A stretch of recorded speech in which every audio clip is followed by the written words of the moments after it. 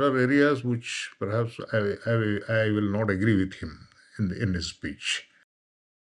The comment that the judiciary acts as a super legislature is something which I don't agree with the comment at all. In the case of people like Mr. Dhankhar, the Vice President, he himself is a lawyer, so therefore got to be a little more careful about these statements. The judiciary is acting as a super parliament is an erroneous understanding of the scheme of the constitution. The position which the vice president is holding expects a certain degree of neutrality in making this. The fact remains that he is a politician essentially. Politicians mold the history, whether to our liking or not our liking. They have their own narratives.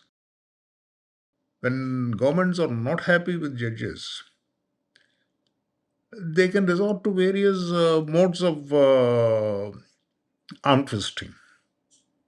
History bears enough evidence for this. These are all statements of convenience, either arising out of lack of understanding of the problem or to suit a particular narrative. There are differences of opinion now in the past, they are bound to be there in future also.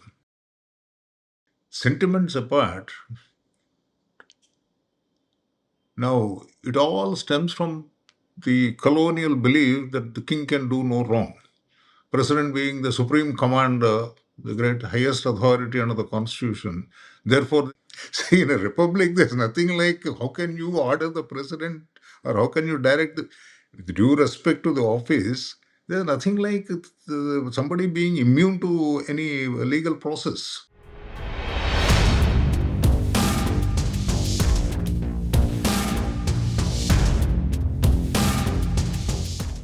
Hello and welcome to HT's weekly talk show, The Interview.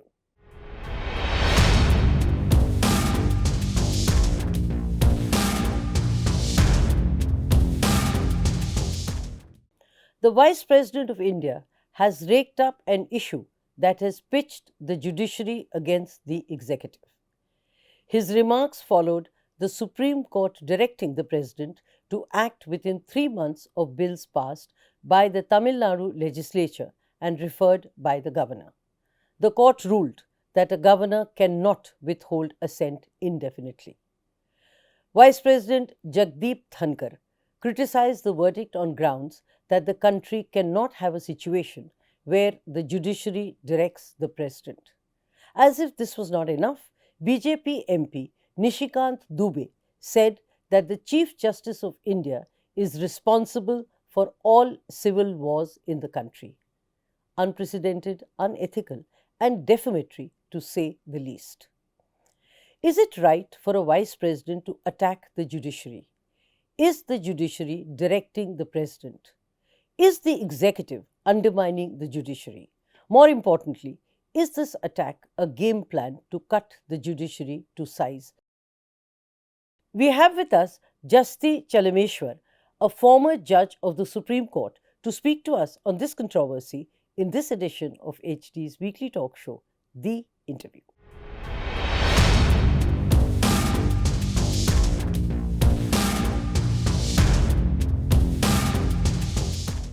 Welcome to the show, Justice Chelameswar, and thank you for being here with us. Thank you. Let me begin with what is making news. What would you say to the Vice President's repeated remarks on the judiciary? Since it is not a one off, what do you see this doubling down, so to speak? Now, notwithstanding certain logical inconsistencies in certain comments made by the Vice President, there are certain logical flaws in what he said. And perhaps there are certain extreme propositions he laid down. But listening to the whole speech running to some 50 minutes and all, I do understand to some extent his anguish over certain things. Nonetheless, there are areas which perhaps I will not agree with him in his speech. That's in substance what I can say. Okay, so let me try and break what he said one by one. How would you respond to his criticism of judicial overreach? And let me quote Mr. Dhankar. So, we have judges who will legislate, who will act as super parliament, and have no accountability. So, let us take this one by one: legislate, super parliament, and no accountability. Right.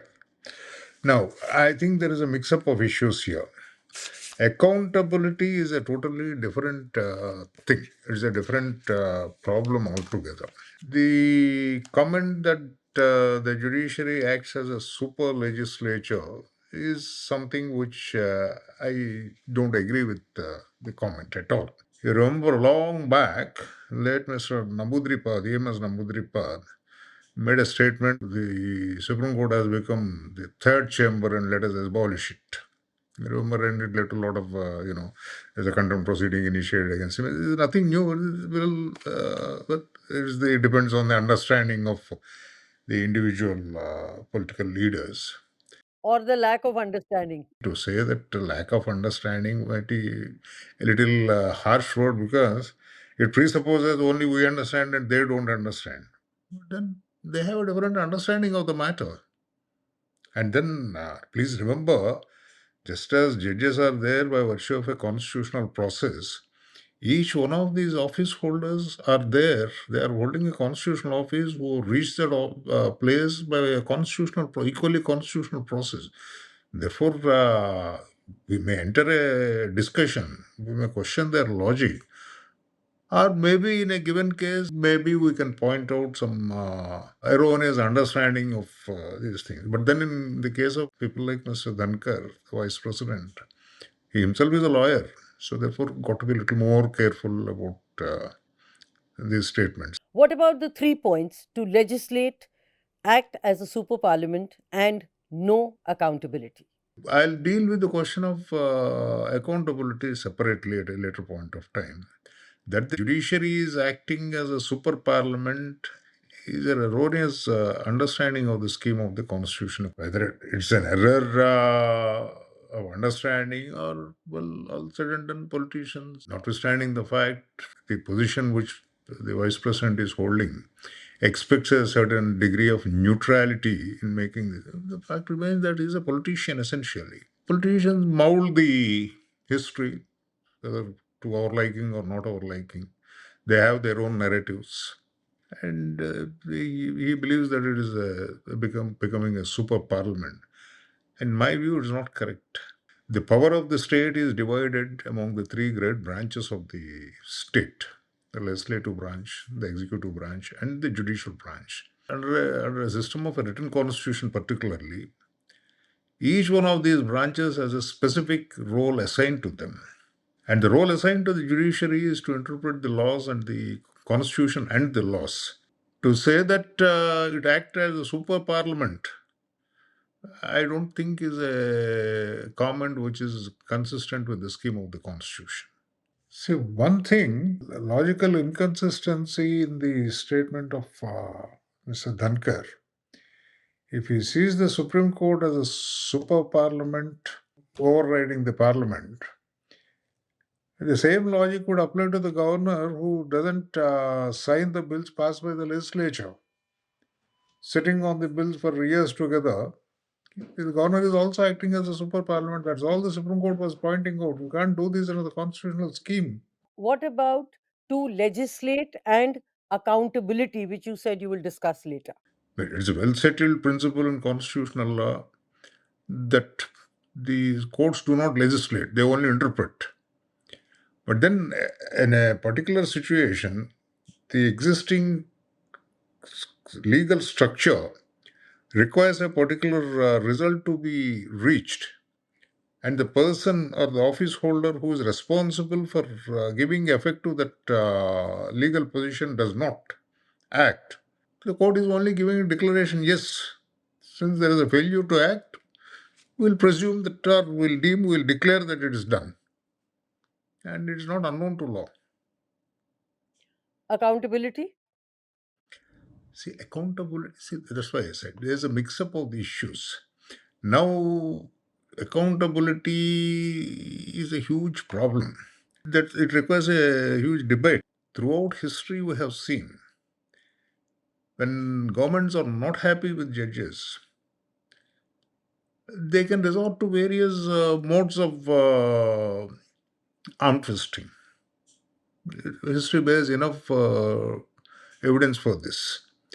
So it is in this background, in Viraswamy's case, the Supreme Court declared that the sanction of the Chief Justice of India is required before a judge of a constitutional court is sought to be prosecuted.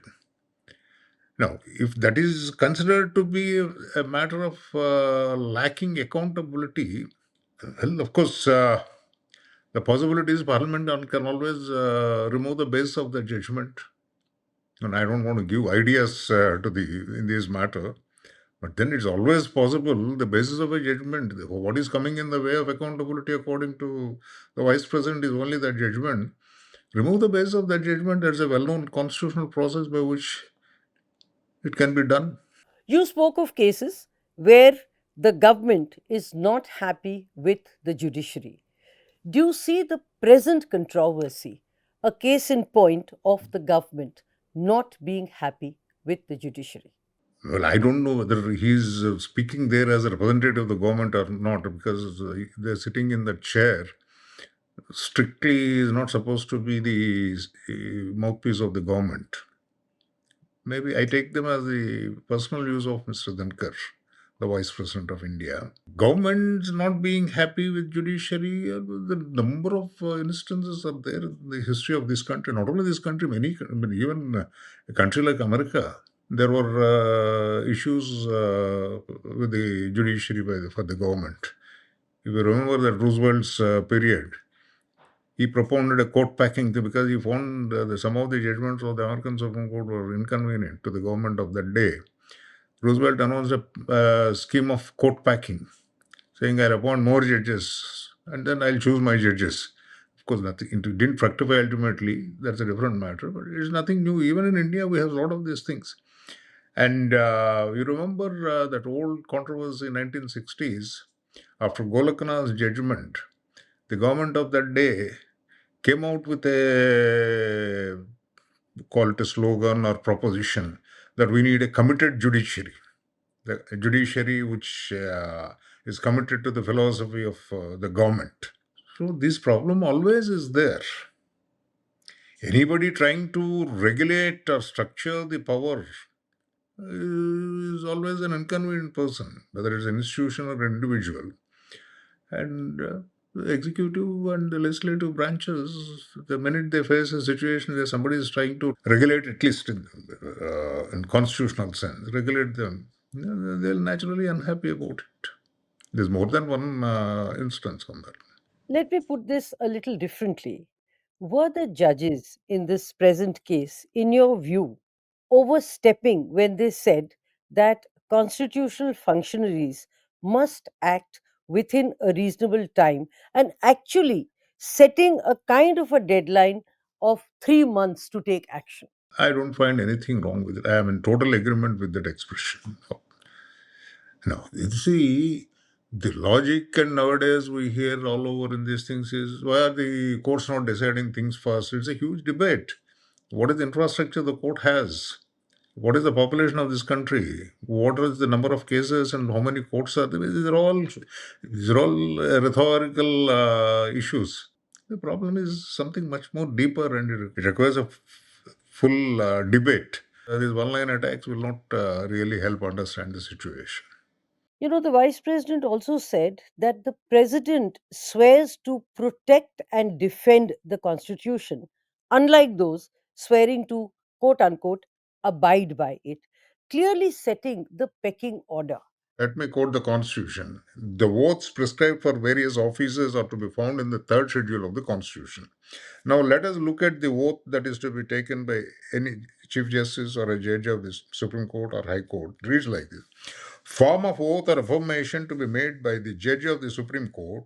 I, so and so, having been appointed Chief Justice or a judge of the Supreme Court of India, do swear in the name of God that I will bear true faith and allegiance to the Constitution of India as by law established, that I'll uphold the sovereignty and integrity of India, that I will duly and faithfully and to the best of my ability and knowledge and judgment perform the duties of my office without fear or favor, affection or ill will.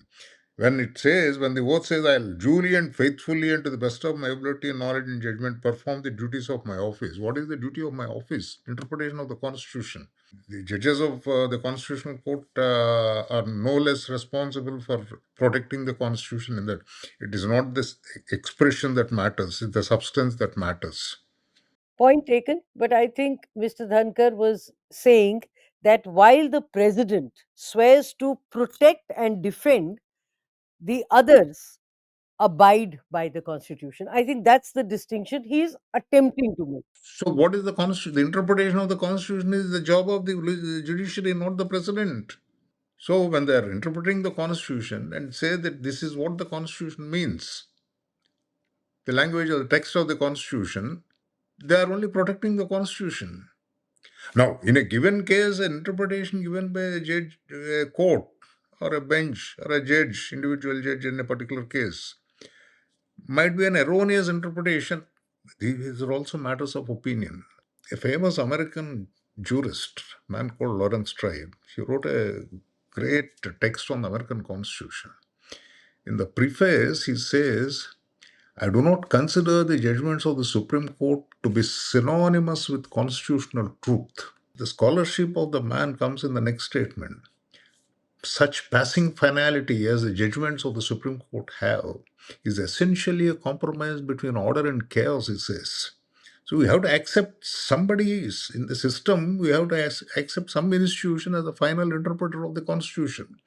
And the design of the Constitution is that Supreme Court is the final interpreter of the Constitution. To say that they are only the president is to protect the Constitution, Supreme Court is not, is only, the judges of Supreme Court only abide by the Constitution, well, it's playing on the words, nothing more than that. What about the contention that the top court is encroaching the executive's domain? And against this backdrop, do you see the judiciary and executive being on a collision course? Look at the logical inconsistency in the speech of the Vice President. It's a narrative which suits the executive. He pointed out to certain things which require debate. That's a different matter. Which he has actually successfully started in the country. Right. It's good that the debate goes on. I was asking about their being on a collision course. These are all statements of convenience, either arising out of lack of understanding of the problem or to suit a particular narrative. The Supreme Court has said that there are allegations of encroaching into executive domain. Doesn't this reflect the ongoing tension, to put it mildly, between the executive and the judiciary? It has always been there. It is not nothing new. It is bound to be there. The division of powers is meant to create that tension, to ensure the liberty of the people. If there is only one branch which is dealing with all aspects of governance, perhaps the liberty of the people, it may not be very conducive to the liberty of the people. So divide the power, create those checks and balances. In theory, there is always a conflict between these three branches. How legally these conflicts are reconciled, that's a matter of a compromise between order and chaos.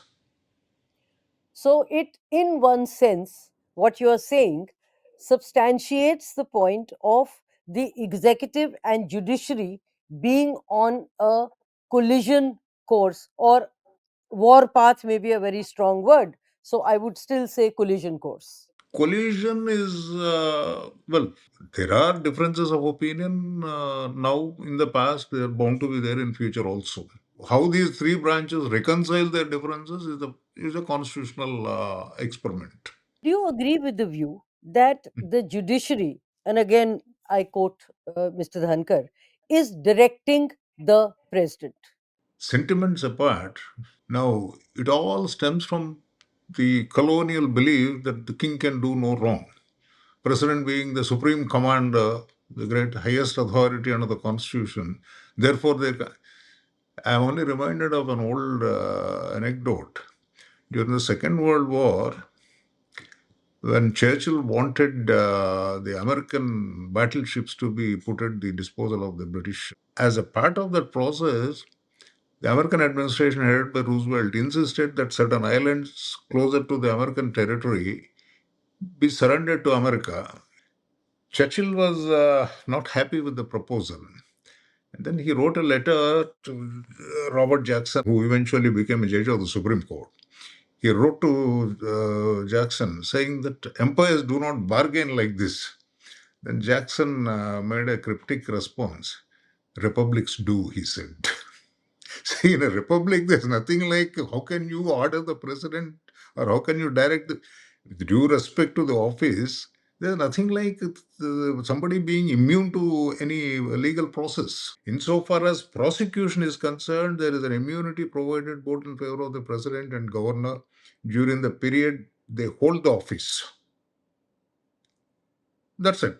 With reference to the official duties and functions, it is expected that these office holders would act in tune with the constitutional requirements. If an appropriate investigation, inquiry by judicial inquiry in the process, if the court comes to the conclusion that there is a failure to comply with the constitutional requirements, there is nothing wrong if the judiciary gives an appropriate declaration or a direction. What about Article 142 being, to quote the Vice President, a nuclear missile which is available to the judiciary 24/7? Well, it's available to judiciary 24/7 because it is there on the statute book of in the constitution. The description, it is a nuclear missile, is a choice of words of the Vice President. Well, if I may say it, I may not be misunderstood to be suggesting things. When Lord Mansfield became the Chancellor way back in the 18th century, he was a Scot, Mansfield. By then, the tension was prevailing between Scotland and England. So there was a pamphlet issued deriding the Scots and particularly the appointment of Mansfield, saying that of late the Scots are everywhere and even they are creeping into the judiciary. Mansfield responded to this pamphlet. He said, "The remedy is at hand and easy. Repeal the Act of Union, they'll be out of your territory," he said. Well, if you think it's a nuclear missile, sir, you are sitting in the parliament. If maybe you have the enough necessary majority, repeal 142. I'm not suggesting it. Well, these words, of course, a little hyperbole is always there in political discourse. So, what would you substitute Mr. Dhankar's phrase of nuclear missile with? And I will not substitute. I didn't choose that word. I didn't make that proposition. Why should I substitute it? It's for him to decide. How would you say it differently? No. See, the power, though I personally believe, not today, even earlier also, too frequent resort to Article 142 is likely to lead to unwarranted situations. Even I too believe that. It is like the Brahmastra to be used in rare occasions, not every day. So, in one sense, you do agree with Mr. Dhankar, however grudgingly, on this point. You mean the expression of nuclear missile? I use Brahmastra. No, to that extent, if you believe that I'm in agreement with them, well, of course, yes. You know, Mr. Dhankar has underlined the need to amend Article 145, Section 3, which governs the size of the bench for deciding constitutional matters.